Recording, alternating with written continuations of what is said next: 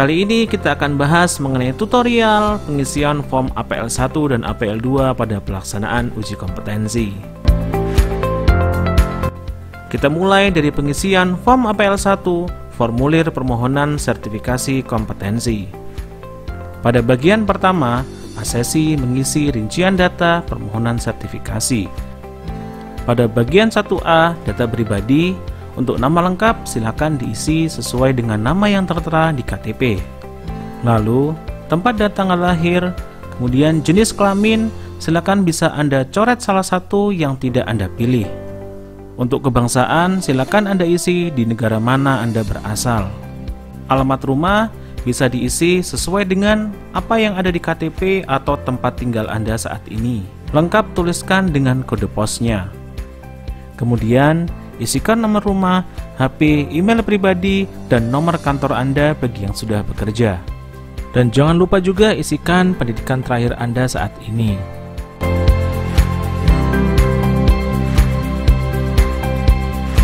Bagi yang sudah bekerja, silakan isi nama lembaga atau nama perusahaan tempat Anda bekerja, jabatan yang Anda tempati, alamat kantor Anda, lengkap dengan kode posnya.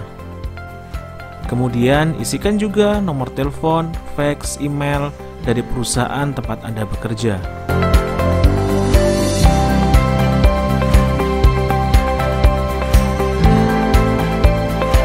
Selanjutnya bagian 2 yaitu data sertifikasi. Di sini Anda harus pastikan bahwa skema yang Anda ambil sesuai dengan judul skema pada form yang akan Anda isi ini. Contohnya, jika Anda mengambil skema okupasi Media Relation Officer, maka form yang tertera judulnya juga harus sesuai dengan skema yang Anda ambil. Lalu, pada isian tujuan asesmen, ada 2 kolom yang harus Anda centang. Pertama, bagian sertifikasi, dan kedua, bagian sertifikasi ulang. Untuk yang pengajuan uji kompetensi baru, silakan Anda centang pada bagian sertifikasi. Sedangkan untuk yang uji kompetensi ulang, silakan Anda centang pada kolom sertifikasi ulang.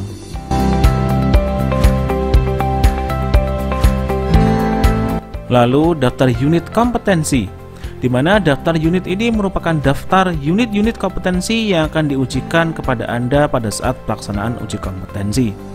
Unit-unit ini akan berbeda antara satu skema dengan skema yang lainnya, tergantung pada skema mana yang akan Anda ambil.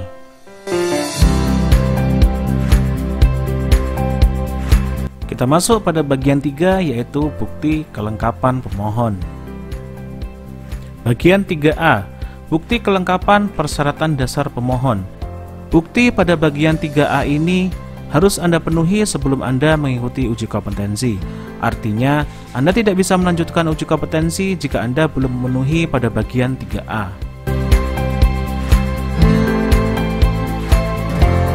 Sedangkan pada bagian 3B, untuk bukti kompetensi yang relevan, Anda wajib melampirkan transkrip nilai perkuliahan dan ijazah terakhir Anda. Selain itu, bisa Anda isi dengan sertifikat magang, sertifikat pelatihan, sertifikat pengalaman kerja, dan lain sebagainya yang sesuai atau relevan dengan skema yang akan Anda ambil. Akan tetapi, jika tidak ada, Anda boleh mengkosongkan kolom sertifikat dan hanya menuliskan transkrip nilai perkuliahan dan ijazah pendidikan terakhir Anda.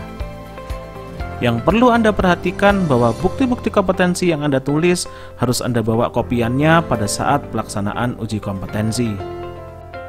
Terakhir, pada isian form APL1, silakan Anda isi nama pemohon, tanda tangan, dan isikan tanggal sesuai dengan tanggal Anda pada saat Anda mengikuti pembekalan.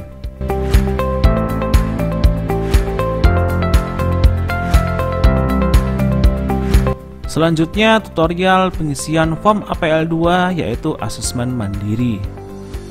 Form asesmen mandiri merupakan isian untuk Anda dalam menilai diri Anda sendiri. Untuk kolom nama asesor, silakan Anda kosongi dulu. Yang perlu Anda isi adalah nama peserta dan tanggalnya isikan sesuai dengan tanggal Anda pada saat Anda mengikuti pembekalan.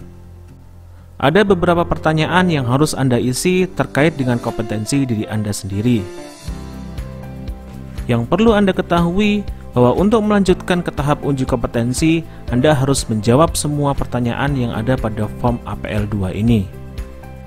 Dan yang perlu Anda ingat, Untuk melanjutkan ke tahap uji kompetensi, Anda juga harus merasa yakin pada keseluruhan pertanyaan-pertanyaan yang ada pada form asesmen mandiri ini. Artinya, isian pada kolom penilaian semuanya harus tercentang K pada semua daftar pertanyaan, dan tidak boleh ada satupun kolom yang tercentang BK. Karena jika ada satu saja yang tercentang BK, maka Anda tidak dapat melanjutkan ke tahap uji kompetensi.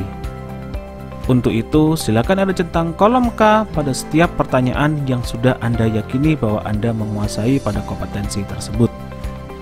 Sedangkan pada kolom bukti-bukti kompetensi, silakan Anda isi sesuai dengan data yang Anda isi pada form APL 1 pada bagian 3B. Contohnya, jika pada form APL 1 pada bagian 3B, Anda mengisikan 3 nomor yaitu nomor 1, 2, dan 3, maka ketika penulisan di APL 2 untuk bukti-bukti kompetensi, Anda juga harus menuliskan 3B1, 3B2, dan 3B3.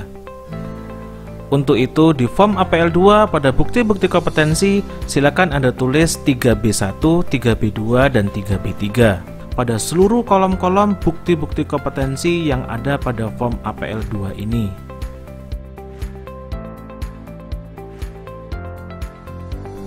Terakhir, pada isian form APL 2, Anda tinggal mengisi nama, tanda tangan, dan tanggal sesuai dengan di mana Anda mengikuti proses pembekalan.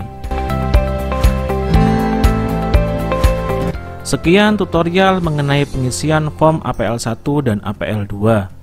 Jika ada yang masih Anda tanyakan, silakan nanti tanyakan pada saat proses pembekalan berlangsung. Terima kasih dan salam kompeten.